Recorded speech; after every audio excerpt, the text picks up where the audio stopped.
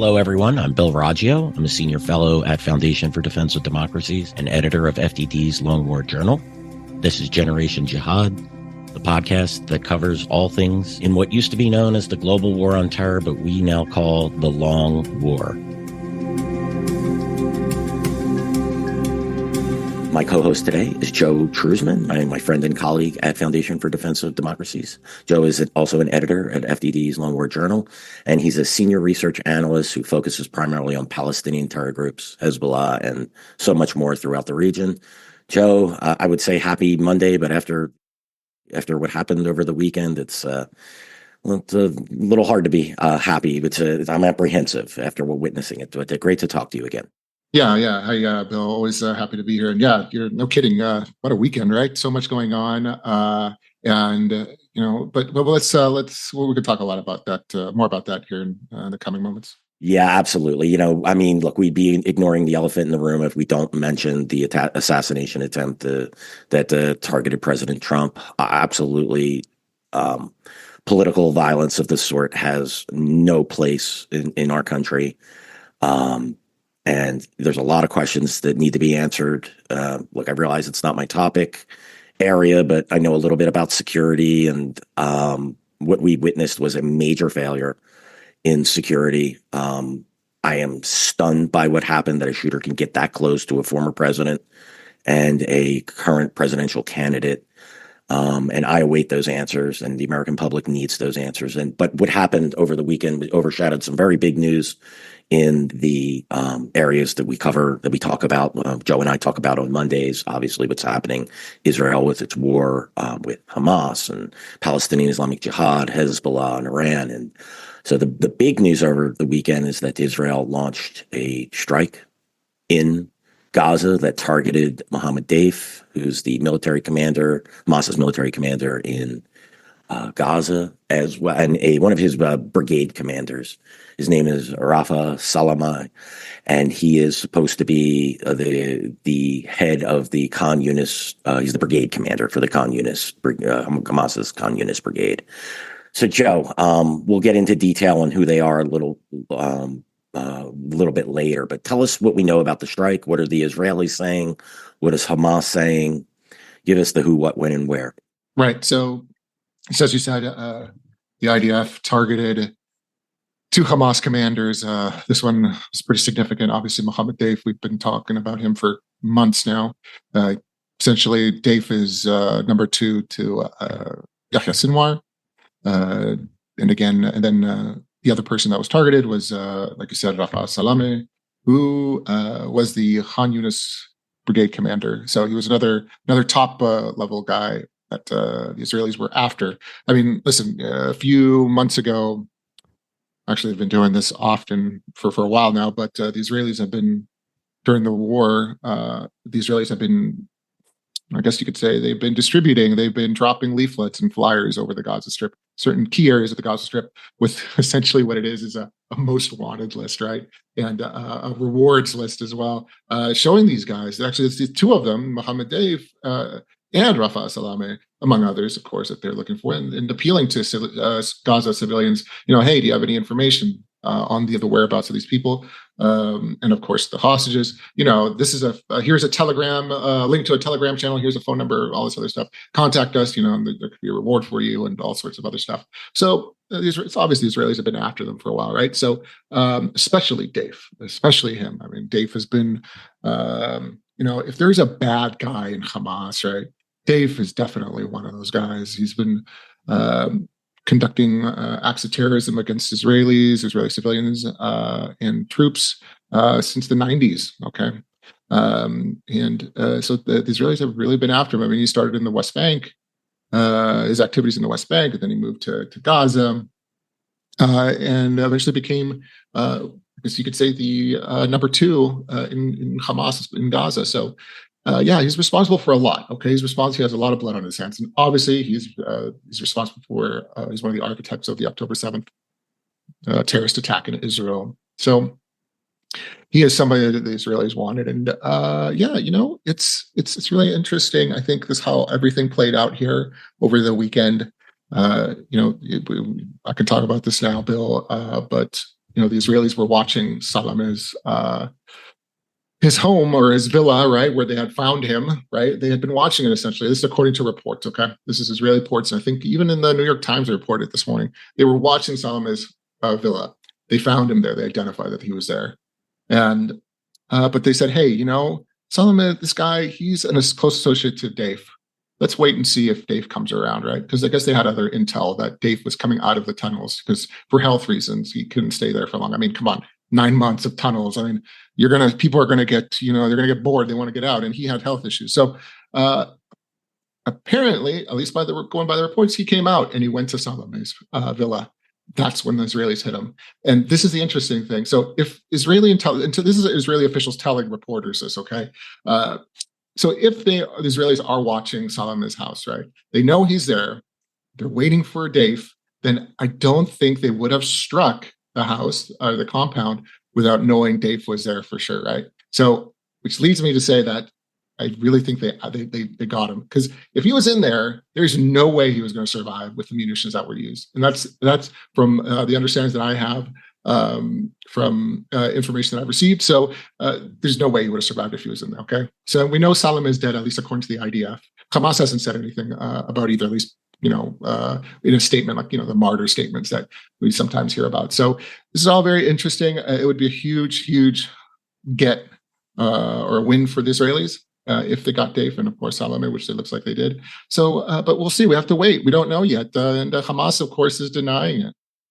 Dief, he's been one we've been watching for a long time, Joe. As you noted, highly influential, very dangerous. He's probably the glue that keeps Hamas's military together. The Israelis thought they've killed him several times. He's been targeted several times. So he gets put on my, terrorists who are vampires. You think he's dead and they come back alive. I always say until they, you chop off the head, drive a stake through the heart and expose them to sunlight. I can't be certain that Dief is dead. It's definitely good news if they believe they got Salameh. The question is was Dief there? And that's what we're going to await. I saw our colleague Seth Franzman. He noted that Hamas had discounted that the strike had killed Dief, which I did, but they didn't mention Salameh. That's interesting. But again, we just have to wait this one out, Joe. I mean, is it likely they got him? Probably likely, good, but until they really know. Before I ask what the meaning of this attack, what does it mean for the security situation and Israel's prospects for victory? How many brigades does Hamas have, and what is the importance of a brigade commander? Salameh obviously was one of them. How many has the Israelis killed any other brigade commanders that we're aware of? Yeah, in total that we know of, the Israelis have killed 3 brigade commanders. There was in the beginning of the war this guy Ayman Nofal. And then so a few months ago, this guy, I forget his first name. It's Ghandur. I can't recall brigade if it was like this. They have these different names like Northern Brigade, Central Brigade. There's Khan Younis Brigade, and that's what Salameh was. So that's 3. And then there's 5. So I think there's 2 remaining. Have these guys been replaced already? I don't know, right? At least the ones that have been killed and eliminated. But listen, you kill these guys, and it weakens Hamas, right? So the way I see it is this: like if you just kill one of them, it is a big deal, but it's not going to eliminate Hamas. But what Israel is doing is, over the last 9 months, slowly weakening Hamas, right? They're removing these top leaders that have been effective, right? And the more you remove it slowly it weakens Hamas to a point where it can't effectively fight as a unit, right? As a force. And I think that's what's happening here. And the removal of Dief, like you said, he's kind of like the glue that hold things together there for Hamas. Very important commander. So this is a guy you just can't replace, right? So it's like, it sort of reminds me of Soleimani, right? He's a guy. He's just like one of those guys you just can't replace, right? But this is in terms of Hamas, right? So Dief would be one of those guys because not only is he good, not only does he have the experience, and he's it's great as far as how they see it, how Hamas sees it. as this excellent commander, but he's many times he's the face of Hamas. All right. When people in the Arab world think of Hamas, they'll think of Sinwar, they'll think of Dief, and sometimes of the spokesman, Abu Ubaidah, who always wears that, he's always has his face covered. So yeah, he's been a major figure for especially recently. So his loss would be tremendous. But nevertheless, at first I was a little, I don't know, I'm always pessimistic when it comes to assassinations. Yeah, sure. I don't have to tell you with all the Al Qaeda stuff. I think the right word is skeptical, Joe. Right? Skeptical. There you go. Perfect. Yeah, skeptical. Always, especially with this guy, because you mentioned it, right? They tried to kill him like 6 times already. And so it's not easy. Obviously, he knows what he's doing. So, but yeah, I think something they could have gotten this time. At least I think they did. So, but we have to wait for sure. But yeah, it's a good thing because the Israelis, what they need more than anything right now is momentum, right? And because honestly, over the last, I would say, oh my gosh, so like 3-4 months, things have been really bad for the Israelis. Only on, not only they're being pressured internationally. They've had this spat with the United States, the Biden administration, but also, in Gaza, they weren't. It almost felt like they got stuck. And we talked about it, right? The whole Rafa'a operation took forever. They were killing terrorists. Yeah, cool. Yeah, I mean, and they're having to go back into other areas too. And Seth Raskin has been on this about this on Long War Journal. They've had to go back into areas where they previously were, like Gaza City, for example. And I mean, not surprising because some civilians are moving around and fighters are blending in. So yeah, so they really needed Israel really needed, the IDF really needed this, a good pick me up here, a boost, right? And I think they got it, and it would be really big. And of course, there's ceasefire negotiations going on right now. So something like this would the killing of Dief would weaken Hamas's position because I think Hamas, honestly, is on the ropes, and they're especially if Dief has been killed here. So things are going well for the Israelis. I think we just need to give it a little more time to see what happens. Yeah, I agree. I think if they did get Dief, that's some momentum certainly for the Israelis. One of the things I thought about when you mentioned, how did they get him? Like, that's definitely not a good idea for the Israelis to have leaked how they potentially track Dief, right? Because Hamas could learn from this. This is one of the things. I tracked the drone campaign against Al Qaeda in Pakistan, tribal agencies in North and South Waziristan, for a decade, and I just always thought, like, wow, this is great to know. Then I was just thinking, these people are just too chatty. Some things, they want you should keep the methods, the hows, just keep that to yourself. Save that for a book, 5 years down the line or something like that. But it's a really bad idea. But, and the other observation, Joe, from tracking this isn't criticism by any means. You said slowly, and I would disagree with you there a little bit. This is relatively quickly, within 9 months, taking out 3 of the 5 brigade commanders, potentially Dief. Obviously, Yahya Sinwar would be if they could get him and then start picking off some, the couple of the key remaining leaders.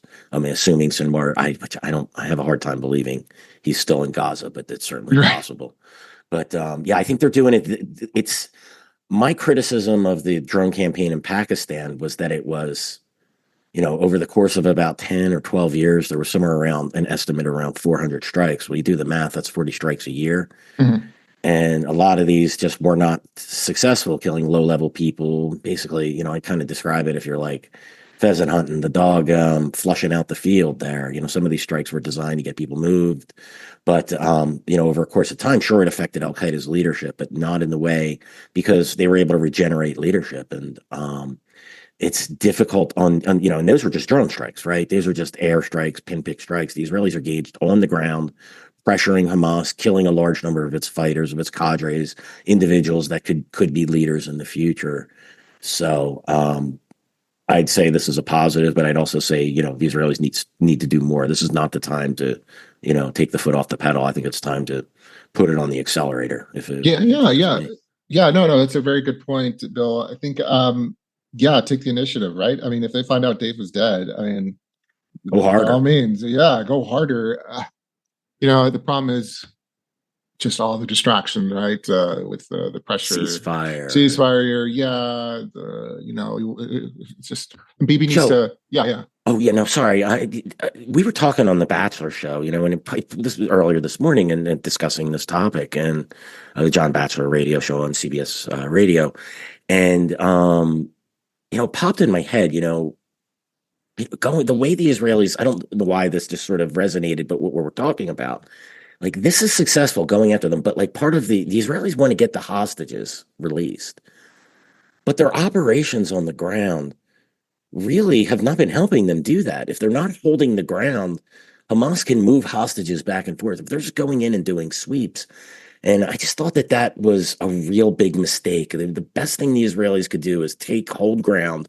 Hey, look, whatever they're going to do with it afterwards at the end, but they shouldn't be pulling their forces out and then just putting the squeeze on Hamas the way it's with the airstrikes against the leadership. And with the ground operation designed to deny Hamas terrain, that's the best way. It popped in my head, Joe, because you mentioned the pressures that Israel's under, and the hostages are a big one. And the best way to relieve that pressure, the Israelis have a couple options. One of them would just be to go forward with the operation. That's not going to relieve pressure, but at least would give clarity, which just go forward with the operation, of defeating Hamas and not making, the centerpiece being hostages, which we both know is a major problem within Israel. But if they really wanted to increase the likelihood of at least freeing them or recovering remains, it would not be giving up hard-fought ground to Hamas so they can move hostages back into territory and go back and forth. I was just curious what your thoughts on that. Yeah, no, it's an excellent point, and I wonder if it's a mix of different. I wonder if there are different factors here influencing this strategy. And like I think to myself, well, I don't think the IDF is. I don't know. You could call it a doctrine. I'm not sure, but I don't think the IDF is built to be last 9 months in a war in Gaza. Yeah, the IDF's built. It's kind of schizophrenic for swift. The wars of the past, right? Of the past decade plus, 30-day war, airstrikes and targeting leaders, and then we're done. And then the ceasefire happens. Or the big old Arab countries are coming and we can wipe their armies out. But there's not that in-between war where they're built. And I think that's what we're witnessing is they just haven't grasped the type of war that they need to fight. Yeah, because they weren't expecting him. They definitely weren't expecting they weren't expecting something like this from Hamas, maybe from Hezbollah, maybe, right? But certainly not from like an actual country either, whether it's Egypt or Syria. But so yeah, I mean, I think that's part of it. Obviously, we know they're being pressured as well, especially by the United States. Limited operations. The U.S. is just worried about civilian casualties. And I think it's hampered the Israelis, right? And Hamas has used that to its advantage. And listen, I'm not trying to sound callous here. Believe me, I'm not. And I can only imagine what it's like for a civilian to be in Gaza over the last 9 months. That being said, I think, these humanitarian corridors that are opened or these humanitarian areas, they're absolutely being exploited by Hamas. And we saw it with Dief. That airstrike, that villa was in a humanitarian zone. All right. These guys are, and this is not just the first example either, by the way. These guys are hiding within the civilian population. And I believe I've said it. Yeah, I've said it before, at least on the podcast, or at least at minimum at Long War Journal, that Hamas in the end, they have long-range rockets, they have their tunnels, they have drones, and they have all sorts of arms available to them to fight the Israelis. But at the end of the day, what they are trying to ensure their survivability. And the way to ensure their survivability is the civilian population of Gaza and hiding behind them, because they know the international community will react the way they did, how we've seen over the last 9 months, to the deaths of civilians. So they're absolutely exploiting them. And it's crazy to me that certain groups, certain political groups can't see that, right? That Hamas is just bad, right? They're evil people hiding behind civilians. They don't care to see that, right? So in the end, yeah, it's this is what Hamas does. And again, these guys were hiding amongst the civilian population of Gaza. It's messed up. It really is. As you stated that, Joe, it dawned on me.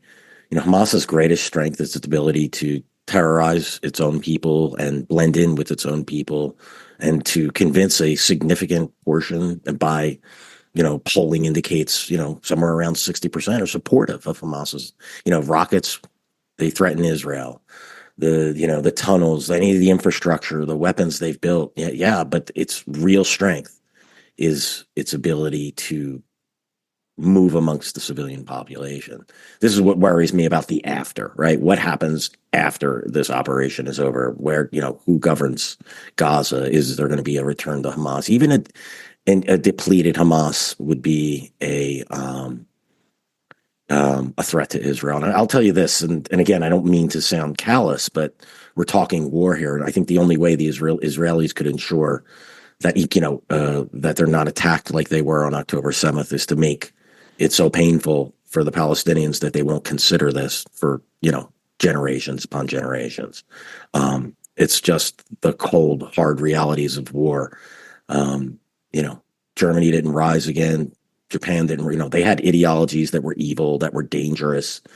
But those ideologies can be defeated, and can be defeated via military means. It's well, historically documented. And anyway, let's discuss. You wrote an article over the weekend about the lesser-known Palestinian terror group in Gaza. It's called the Nasser Saladin Brigades. It's also known as the Popular Resistance Committees. Whenever I see the Popular Resistance Committee and stuff like that, I can't help but thinking of the Monty Python Life of Brian bit. Is it the Popular Resistance Committees, or is it the Committees for Popular Resistance? And it's something, it's something along those lines. But no, you're right. Or the hard part is when I abbreviate it, it's PRC, so it sounds like I'm talking about China, right?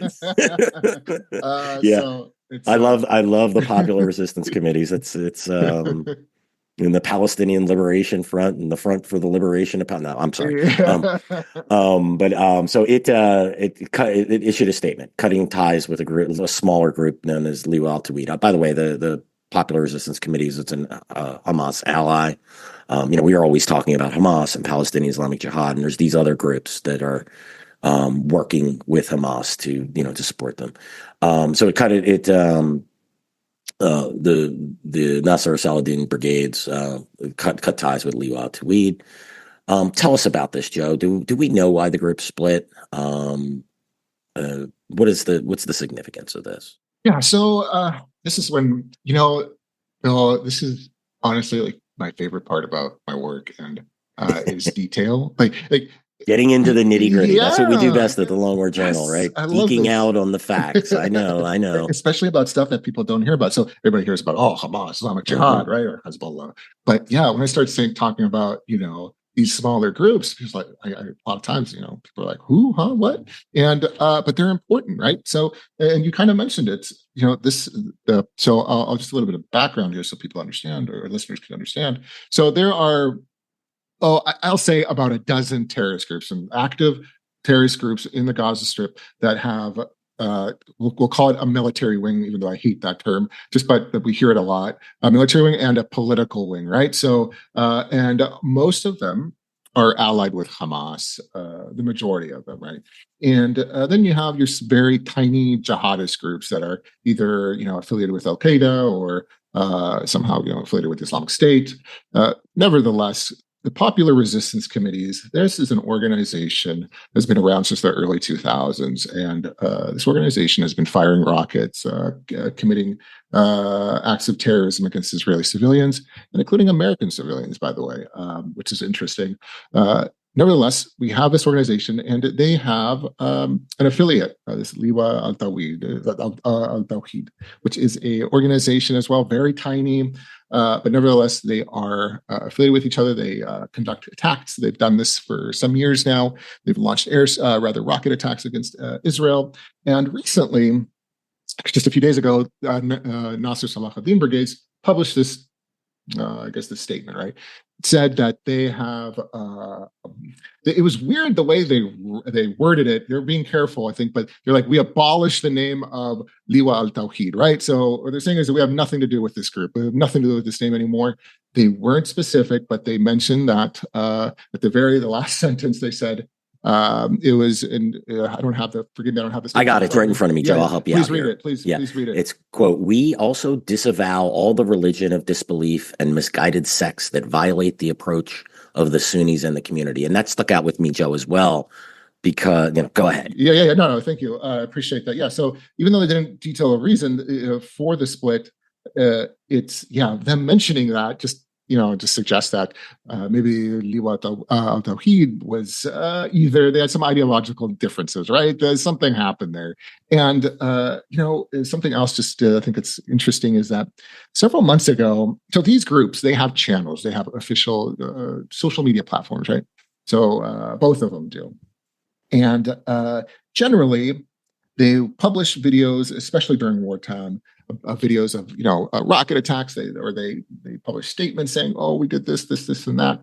Okay, great. But a few months ago, a completely separate channel popped up, right, of Liwa al-Tawhid, and claiming they were doing all sorts of stuff. And I noticed it right away, and it was really strange to me. I'm like, why are they publishing on a different platform? And it was. And they were claiming, at first I thought it was all fake, right? And it was just some, who knows, some unknown actor publishing stuff. But after time, I was like, oh, wait a second, this is legit. They are really publishing authentic videos showing, demonstrating that they're attacking people. But it was just weird the way they were doing it. They weren't doing it in conjunction with Nasr Salahuddin Brigades, the original channel that that they usually publish on. So I was just thinking to myself, something's going on here, but I don't know what. And now, after the statement, I see that, oh, okay, maybe that was a sign that was one of the signs that something was going wrong here. So anyway, so these two groups, they split. It seems like, I wish there was more information out there right now, but it seems like they split. And but we don't know the exact reason, right? They never really just stated it. So very interesting. It happens sometimes, doesn't happen often. You can say that military pressure got to them by the IDF. That's one, that could be one example, or it's just ideological differences that they had. But nevertheless, still pretty interesting. And also, one last thing, the Nasr Salahuddin Brigades, despite their very, very long record of terrorism, they have not been sanctioned by the U.S., which is very interesting because there are victims that are American citizens, and that have been attacked by this group. So the good news, though, that I can say is that maybe this year we'll see sanctions coming down on them. I can't say for sure, but I think I've really been trying to publish as much information about them as possible and arguing that they should be sanctioned by the U.S.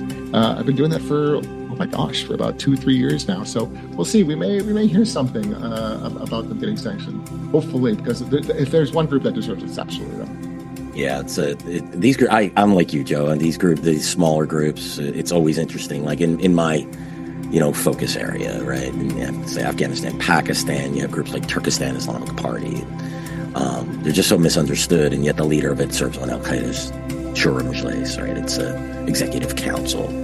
His designation, noted that he was of that. I think it was designated in 2008. So you learn a lot about how the bigger organizations often work by looking at some of the smaller affiliated and allied organizations. So I share your love for the detail in this work. Joe, thank you so much. A very informative update from you. Really appreciate the discussion. Yeah, Bill, let's see what happens with Dief. Will we find out something soon? Who knows?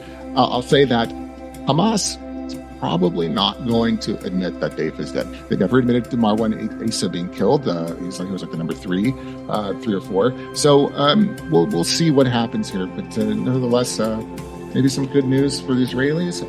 Time will tell. But hopefully, maybe next time we talk, we'll have some more info, right? Yeah, we could hope. I mean, you look, and I'll just quickly comment, that's a double-edged sword. Not announcing his death can, sow confusion within the Israelis and, sort of not allow the Hamas, your average Hamas fighter to panic over the death of their military commander. But on the other side of that, people know. If he is dead, members of Hamas know, and the word spreads within an organization, and they could be, why no tape? Why no martyrdom statement for our military leaders? So it's interesting to see how those dynamics play out within jihadist groups as well. Joe, always a pleasure, and thanks everyone for listening today.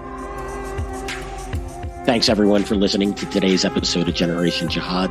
Just a reminder, you can listen to us on YouTube, Apple, Spotify, and anywhere else you listen to podcasts. Please subscribe to Generation Jihad and leave us a review, preferably a positive one, but only if we earned it. Thanks again, and we'll see you all again real soon.